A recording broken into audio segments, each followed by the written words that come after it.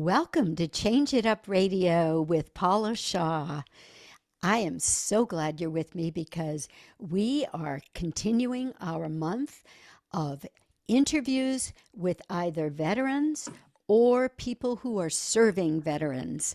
And today I have a guest that you really want to meet. His name is Tony Perez, and he has a nonprofit called Operation Game On that teaches combat wounded veterans to play golf, giving them community and connection, which I am now learning is one of the most important things to help prevent suicide in veterans. So we've got some real great conversation to have with Tony in just a few minutes.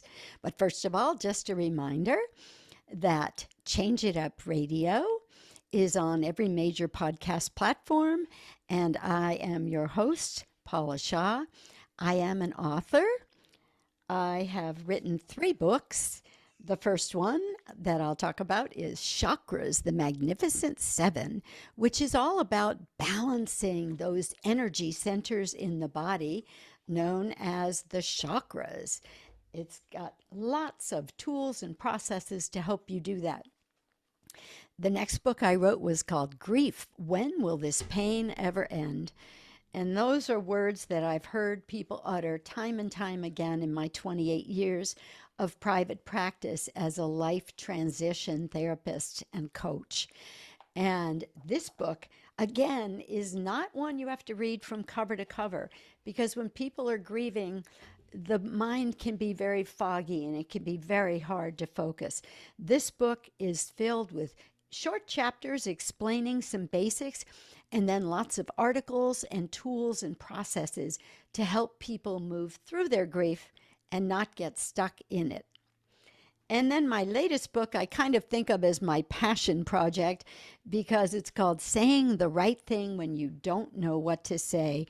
And that book was born out of all these years of hearing people who'd been through emotional loss and pain say, nobody showed up, nobody talked about it, nobody came to see me. And I knew the reason people wasn't because they didn't care.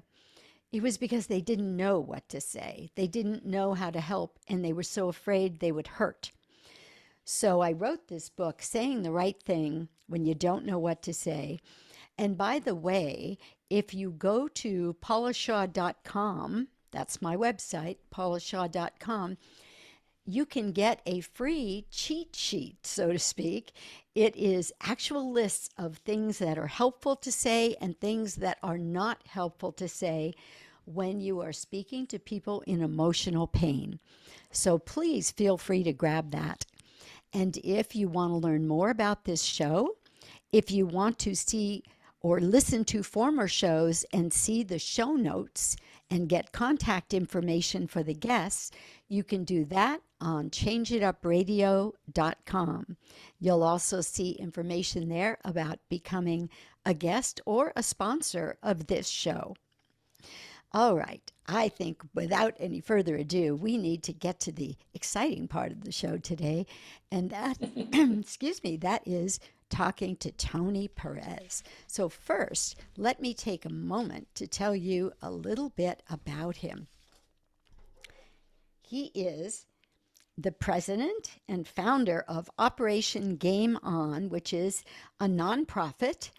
He has over 40 years of experience in the golf world, working first as a volunteer in the San Diego County Junior Golf Association. He began his teaching career at Torrey Pines Golf Course in La Jolla and has served as the director of starters for the PGA Farmers Insurance Open Golf Tournament in La Jolla for the past 30 years. His 2 boys, Pat and Mike, grew up working at Torrey Pines Golf Course, and both of them are now touring professionals, meaning PGA guys. He has a history of creating golf programs for those less fortunate. And in the summer of 1993, having noticed that over the years, noticed the lack of minority children participating in San Diego County Junior Golf Association, he conceived and co founded Pro Kids Golf Academy, which I want to tell you I have personal experience with because my Rotary group every year does a Christmas party for the Pro Kids Golf Academy. And I am known as the cookie lady because I always have the station where they decorate their Christmas cookies. In January of 2008, Tony, a Vietnam veteran, felt he had to do something for the combat wounded, active, and veterans of Operation Iraqi Freedom and Operation Enduring Freedom. So he created a golf rehabilitation program and named it Operation Game On. And it has made tremendous strides in getting combat injured veterans back into a somewhat normal life through golf. Today, more than 600 combat injured veterans have gone through the program, and his motto says it all: building confidence one swing at a time. And I want to say, on a personal note, I was a volunteer at Tony's fundraiser for Operation Game On just a couple of weeks ago, and it was an amazing event. It was joyous and amazing, and everyone there was so happy to be there and to be contributing to helping this work go on. So, Tony, will you please join me because I think we really need to hear all about this from you. There you are. There I am. Good morning. Good morning, Tony. How great to see you. You know, I often with my guests like to sort of start at the very beginning. So, how did you get into golf? Well, actually, my when I came back from Vietnam, I was never played golf. Growing up in San Antonio, Oh, Texas, golf wasn't one of those sports available to inner city kids. So we ah, played soccer, we played basketball, we played football, and just hookup games at the park. And mm-hmm, that was about it. But golf and tennis were never in our sights to even learn how to play. mm-hmm. So I got into high school, or actually when I got into college, that's when I learned how to play tennis. And I enjoyed it, but never golf. And so when I got Wow. back, we were floundering around like all our fellow veterans were, and not knowing Mm-hmm, what was going to happen. Uh, but had no direction in golf because mm-hmm. nobody in my family played Yeah. golf. So when I got married, my wife was an avid golfer, and her mother, my mother-in-law was an avid golfer, and my father-in-law was a teaching professional in Oh, Randolph, in Tucson, Arizona. mm-hmm, So I started learning how to play golf, and I kind of liked it, and I stuck with it. mm-hmm. And self-taught, never took that many lessons from any pros. And then I got hired by IBM, and it was almost an unwritten law that you need to wear a white shirt and learn how to play golf. So I was motivated to learn how to play golf, and went out with my boss a couple of times and wrote to the other guys from IBM, and that's how I picked up the game. I I loved it. am so surprised to hear that. I thought you were going to tell me you grew up playing golf all your life and it was just one of the joys of your life and then you wanted to share it with other people, but no. That God bless Sue. I met your wife, Sue. Yeah. She is a firecracker, that woman. Oh yeah. So Yeah, I she can is. see how she probably just thought, are you kidding? You don't play golf? This is like the greatest thing. And there's nobody who doesn't enjoy being on a golf course because they're so beautiful and peaceful. It's very peaceful for the mind. If you're up, having a bad day, go out to the golf course, hit a Mm-hmm. few golf balls out there at the driving range, or go out and play golf. I mean, it's nature, and I like going out to play golf, and I like seeing all the birds. We have quite a few Yes. hawks flying around Fairbanks Ranch Country Club, and just the freedom of them flying around, Mm-hmm. and the ducks and the sounds of the birds, and it's very relaxing. It The only is. birds I don't get is on the putting green. So those are the birdies I miss. So yeah, I wish there was more of that. But Yeah. it's fun, and getting back to my lifestyle is golf is number one. It's my favorite sport. That's so cool. That is so cool. And I was so excited when I read in your bio that you started Pro Kids because I have personal experience with those kids. Yeah. And I remember the first time we did a party for them. Uh, they were such wonderful children to work with. They were so respectful. They were so well behaved. They were so appreciative. Oh But yeah. it struck me that these were the kind of children who would rarely have the opportunity to play golf. Exactly. Exactly. The way it started, I was a scorekeeper and a Mm-hmm. tournament director for the junior golf program in San Diego as my two boys were growing up.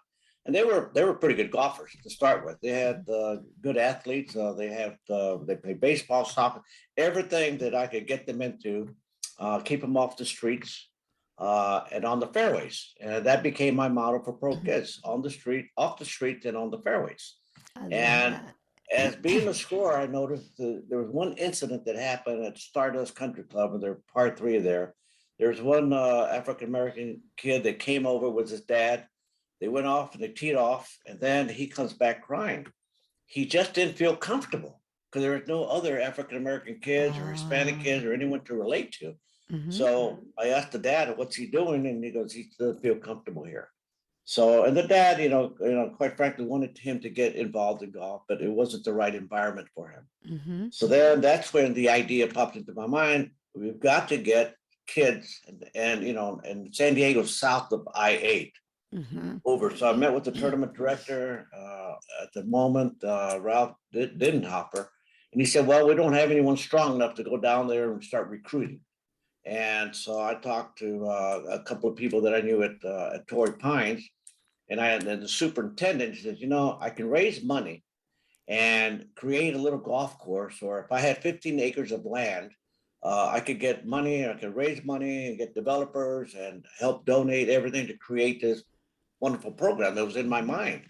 So he said, it just so happens that he's going over to Kalina Park because a lot of the seniors, there's a little part three down in Southeast San Diego, in the neighborhood Mm-hmm. where there were a lot of a mixed amount of people living there. Somalians, we had Asian American people, we had Hispanics. I mean, you name it. It was a big mixture. I see. So he took me to this golf course, and I saw it, and I said, this is ideal. A dilapidated little par three golf course wasn't Mm-hmm. being taken care of by whoever was leasing the land.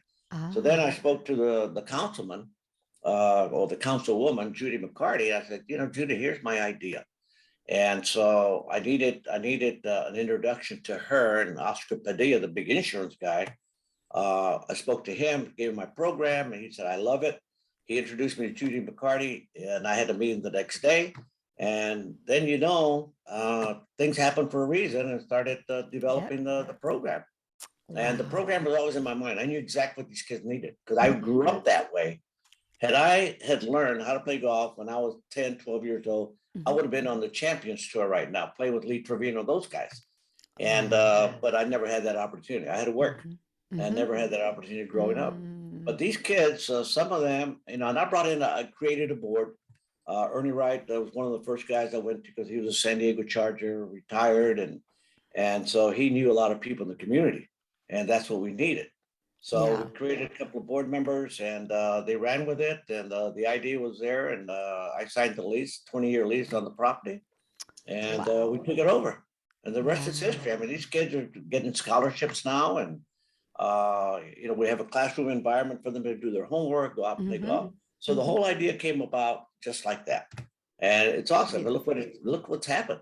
Yeah. It was a model, in my opinion, of the first tee of the United States, and it's great. A lot of people don't know that background, but you're one of the few that know that I was really created that program, and I it was awesome.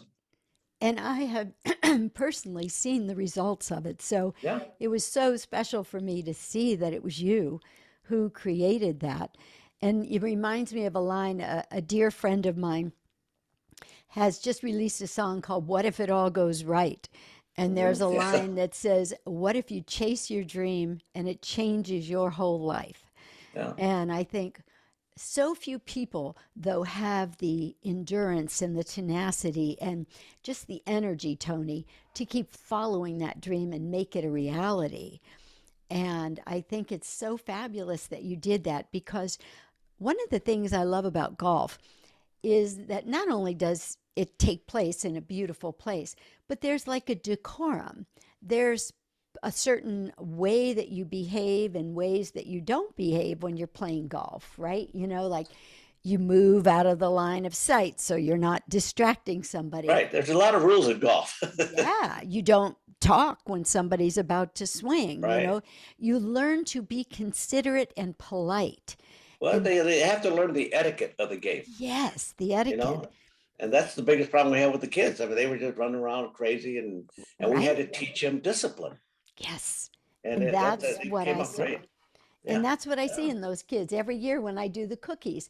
They are lovely. They are disciplined. They are so grateful, and they treat each other so beautifully. with respect. Yes, Yeah, with yeah, respect. Thank you. That's exactly the word. right. So let's fast forward now to um, what year was it when you created Operation Game On? It was 2008, January 2008. 2008. Okay. And And what made you decide now to create that program? well, I was, I'm the starter for the Farmers Insurance Open, Hmm. and I introduced the pros, 5 days a week during the tournament. And one day I had followed my son, and I went to Las Vegas to watch Pat play, and they had healthy Air Force personnel doing the announcing on a Hmm. Friday. And I said, well, that's pretty cool having active military and their blues announcing the pros. When I got Ah. back to San Diego, I had the idea, and I went to the PGA Tour and the Century Club. I said, I have an idea that I got from Las Vegas. What I'd like to do is get combat injured veterans act as starters on the Friday of the week of the Oh. tournament, and they understand what I was talking about. So, well, at the hospital, there's one of three places that our troops go to get rehabbed. It's Walter Reed, San Hmm. Diego, and San Antonio. So I paid a visit to Admiral Faison at the time, the admiral at Hmm. commander, and I talked to him about my idea. He said, "I think it's a fabulous idea." So I told him all I need to do is get permission from you and the Century Club, and I could put all this thing together. So the way I approached it, there was no one that could say no to this. I mean, how could they? As soon as I said, Exactly. gave him my idea, I waited, and the next one that spoke lost. So I won, and we got. So we got two. When you put your mind to something, you don't let go of it, Yes. especially when it's this good. So we Mm. started with we had 2 for 6 amputees. We had two double amputees, one single amputee, and one gentleman that had lost one leg. And so they were Navy and Marines and Army. So I put them each in every spot, and I knew Tiger Woods was going to be teeing off on Friday on number 1 North. So I Hmm. put the Army guy there because he was Hmm. wearing his beret, and I knew Tiger's dad was a Green Beret. Ah. So I mean, it was a perfect marriage. Tiger went up to him, shook his hand. Of course, Jake only has one arm, so he had to shake it with his left arm. Hmm. But he had the biggest thrill of his life meeting Tiger Woods Oh, right there, wow. 2 feet in front of him. Yeah. And Tiger, of course, he's awesome because of his dad. And you talk about respect and discipline. He treats the military that way, no Hmm. matter who they are. Hmm. But that's how it started. And then they were thrilled, and we got back and I fed them. And we went to the coffee shop at Torrey Pines, and Master Sergeant David Lynn, double amputee, says, Tony, I'd really like to learn how to play golf. And then the other guys jumped on board and said, yeah, I would too, and I would too, and I would too. I said, Oh. okay, you guys sure about this? He goes, yes. He said, because I can make it happen. So not knowing how I was going to make it happen, I was going to make it happen. I love that. You got to fulfill it, right? That's So right. then I said, okay, guys, it's game on. And that's how the name came about. Oh And my everything in the gosh. military, as you know, is an operation. So Yes. I named it Operation Game On. Oh, So that's I so perfect. So so perfect. so then I had Tony. to. Oh, I'm Yes. sorry. Go ahead and finish what you were about to say. Then I had to go to the various golf manufacturers in town. I went to TaylorMade, Callaway, and Titleist. Titleist doesn't do things like that. Callaway already had their program with Phil Mickelson, Birdies for the Brave. And then I went to TaylorMade, and they jumped on board right away with a $40,000 grant of equipment. So Oh I my said, okay, goodness. guys, it's game on. Came back to the hospital, and I started recruiting. The first four guys that recruited were the guys that were the starters for the farmers. Oh, And so we started a 5, 6 week program with them. Took them over to TaylorMade after they get professional fitted by the pros there, as Tiger Woods, Pat Perez, and all those guys get fitted for at the oh Kingdom. my goodness. Oh my And so then goodness. it was fabulous. And these guys have never done that before or ever seen anything like that before. Yeah. And so then buzz got around the hospital about Operation Game On. I would go there and recruit. I'd go to the rooms and recruit. And it was really sad. One of the hardest things for me to see is these young kids with no legs, no Oh, arms, I eyes can't blown out. imagine. Yeah. And that was tough, but that kept me going. You talk about energy. That Yeah. was my energy. I'd go back to the car after I recruited a few, and I would just sit there and cry for half an hour. And Oh, but then I couldn't let them see that. When of we got him, course. we have our meeting, our initial meeting. I say we're not going to pity you, so you're going to have to earn these clubs Oh, I by love that. attending every lesson for 8 weeks. Mm. And if you fall, you fall. You got to learn how to get up. With a therapist, tell me if a double amputee falls, he's got to learn how to get up on his own. Otherwise, we're not helping him. So they learn Mm. how to get up, and we had guys that just fall backwards. They're still trying to gain their balance, Yes. uh, Yeah. and uh, Oh, I and can. so those are the things that we started dealing with. We didn't know, the pros didn't know, and we just had to learn as we were going along. How are we going to teach these guys how to swing a club without falling over? Yes. And Oh my as it turned gosh. out, their muscles started working. If they lost their left leg, the right leg started working, and the rest of the body and the mind took over. We said, we're going to get through this. Neuroplasticity. And Yes. believe me, that I mentioned this, they have that can do, will do attitude, because that's what they were trained to do. Mm-hmm. And my golly, they started hitting the ball. They Oh, started hitting the ball, and it Tony. was delightful for our pros, PGA certified pros at Del Mar Golf Center. Mm-hmm. I approached Matt Clay and Chris Lesson that are still there since day one. And these guys, it fills their heart with joy. And it changed Yes. their whole attitude Oh about what my our gosh. combat injured veterans. Because Tony, I hate to interrupt right here, but we need okay, to take a quick break, but then we'll okay, come back and I want to hear so much more. This is so uplifting hearing this beautiful story. So okay, we will be right back in just a moment. okay. Welcome back to Change It Up Radio. We're having a fabulous conversation today with Tony Perez, who is the founder of Operation Game On, which is a program that teaches combat injured veterans how to play golf, gives them a community, gives them a place to learn a skill that teaches them so much about life and others in a similar situation to connect with. So Tony, please rejoin us here. Here I am. So Tony, you were talking about, and what I've always been fascinated about, you outfit these guys with golf clothes, golf clubs. You've got all these people sponsoring everything they need, correct? That's correct. And the will to go out and play golf. Adidas is another major manufacturer that jumped in, Mm-hmm. and they give us a budget and a very low budget, well, a high budget, but with the great prices on buying the apparel and the golf shoes for them. Wow. So after their fitting, they didn't know they were getting shoes.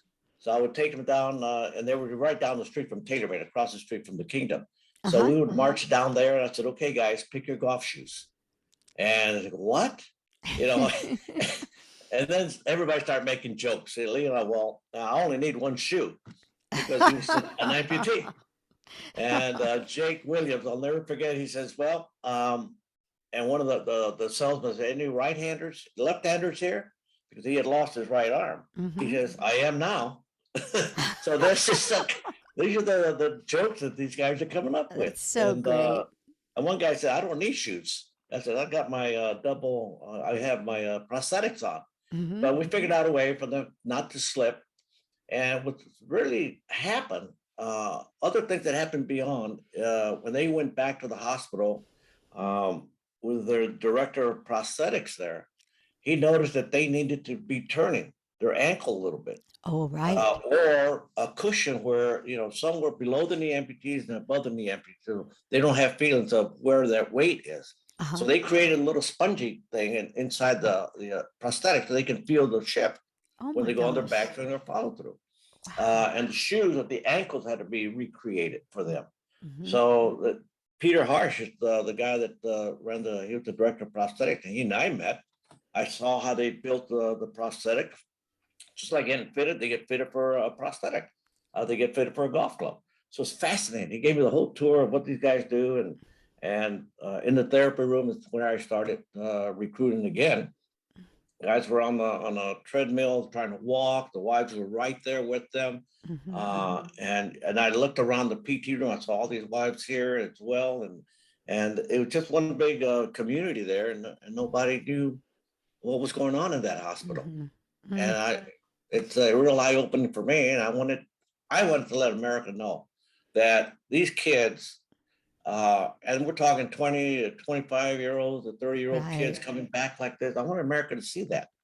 If 9/11 did anything positive for us, is that it brought America together, Hmm. and it did. Hmm. Everybody jumped in, and because we lost not only military personnel, but we lost a lot of people there in that building, those buildings. Yes. So it was a real Yes. life opener, and so I'm very positive about Americans came together then. Hmm. Now the kids started coming home, and okay, thank you very much for your service. Here's the VA hospital, and it was incredible. So it was my motivation. I needed to do something. I felt it in my heart that I wanted to do something for these men and women coming back combat injured. And So, golf is what I know best. Tony, so am I understanding correctly? No program like this had ever existed before? I don't think it did. I don't think it did. And Wow. now there's several programs that teach. Everybody wanted to Oh, jump on good. board after we started, Yeah. and they would call me and say, "How do I do it?" I Hmm. said, it's quite simple. Go to the hospital, your local VA hospital, and then start asking questions if you can do this. But we were the first ones that started teaching golf. And then That it is became a so rehab amazing. program. And there was another pro who grew up teaching golf all his life because his dad owned a golf court. And Hmm. they started on the East Coast. And I don't know if they still exist or not, but we're going 100% here, and I really enjoy it. We've had 600 guys come through, and now Oh, it's just word of mouth. and such a huge crowd at your event.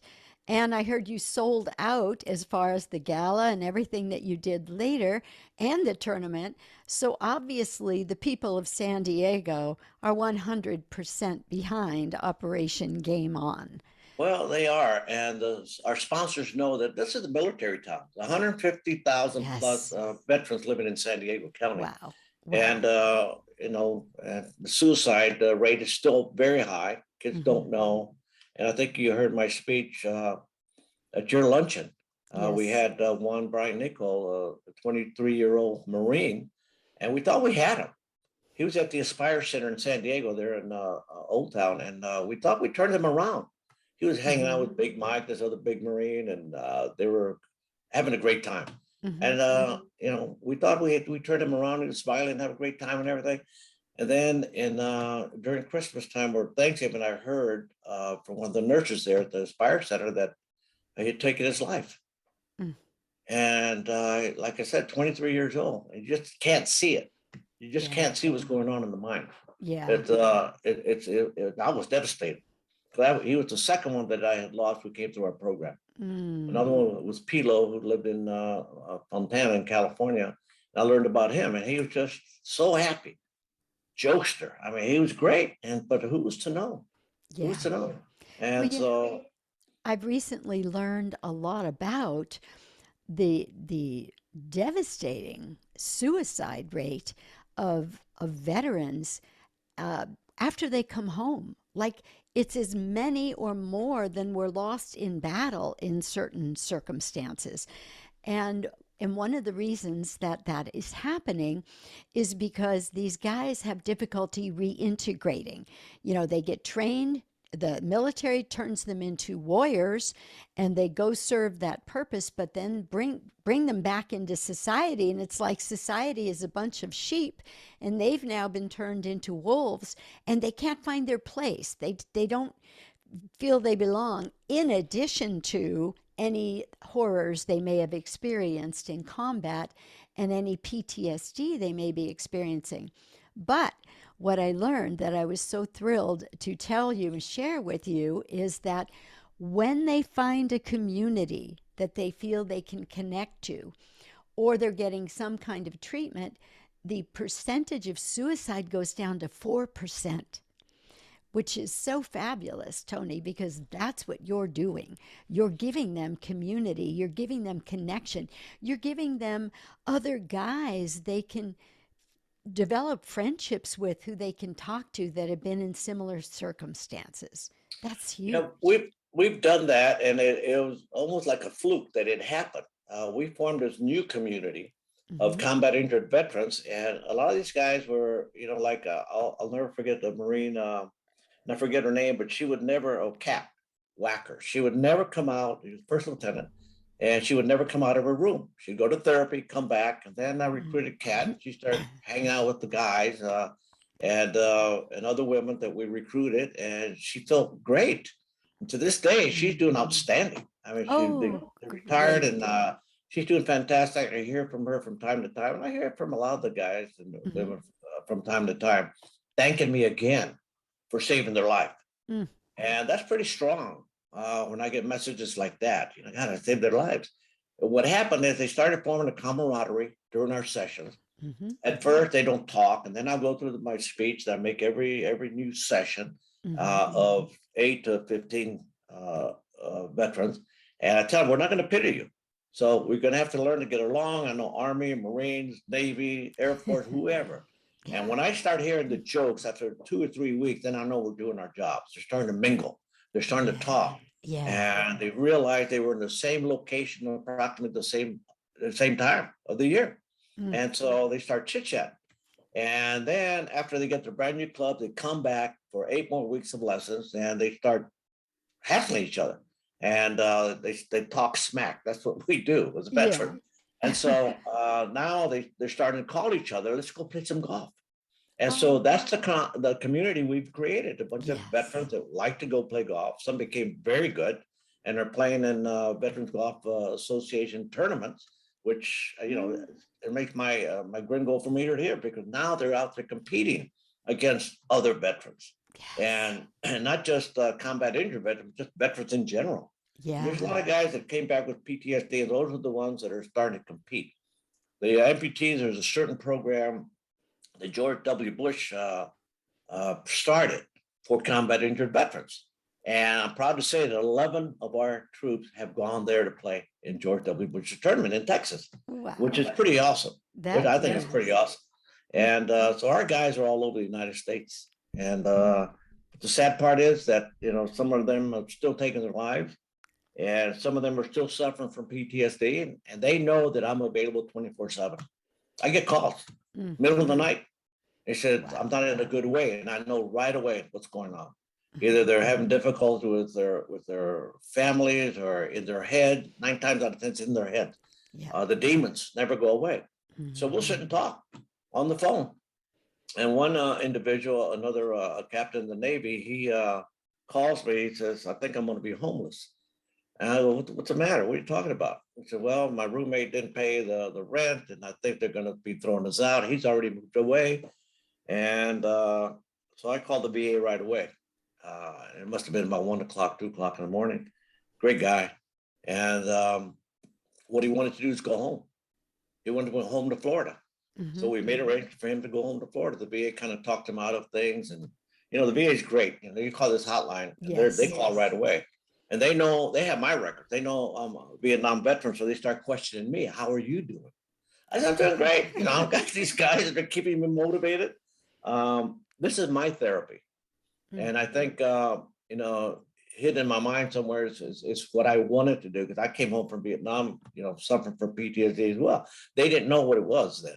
They didn't call it that. They call it the shell shock or, you Right. know, being traumatic. I saw a lot of traumatic experiences there, uh, but that's my therapy, and it helps me keep my motivation up.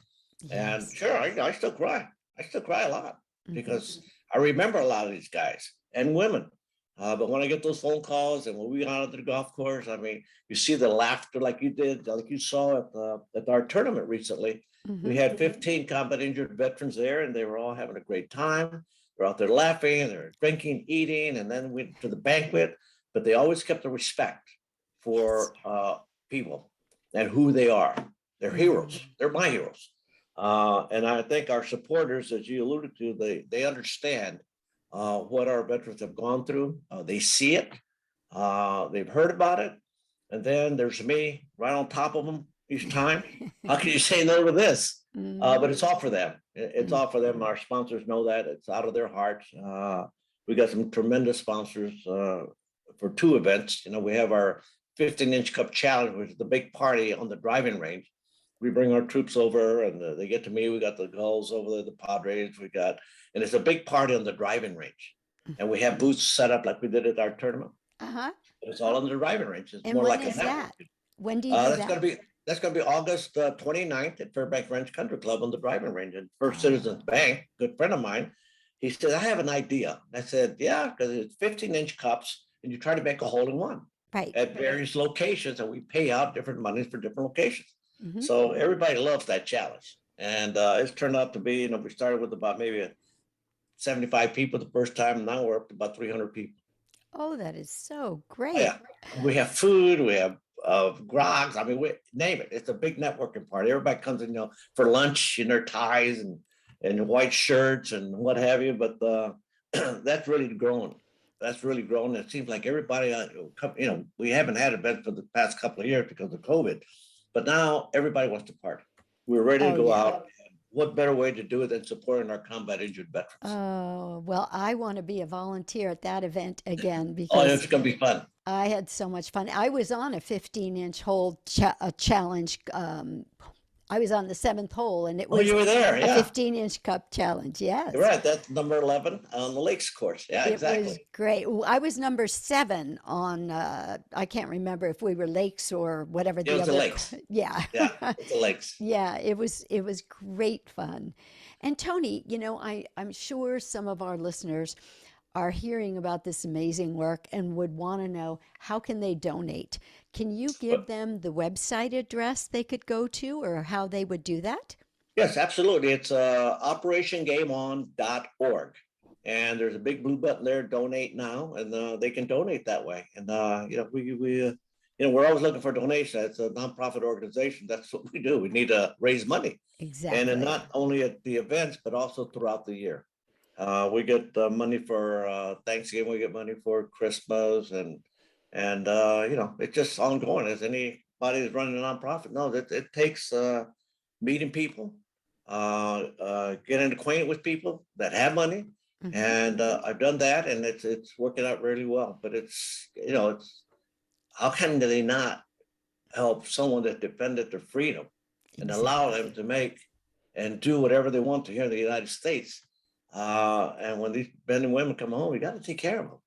We got to Yes, take we care of do. them. And that's what we're doing through golf. And Mm. it's a fabulous sport.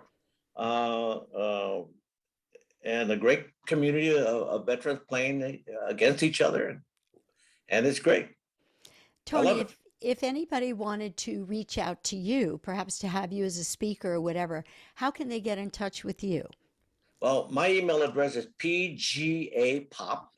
pgapop@gmail.com, or they can call me at 619-997-0773. Okay, fabulous. And we will also have that information in the show notes on changeitupradio.com. And I've got some Okay. pictures of you at the last fundraiser that I think we'll put in the show notes too. All But right, great. Tony, I'm sad to say we're out of time now because I could chat with you all day about this beautiful work that you're doing. And may I say how blessed I think we all are that someone with your heart and your determination has done the things you've done.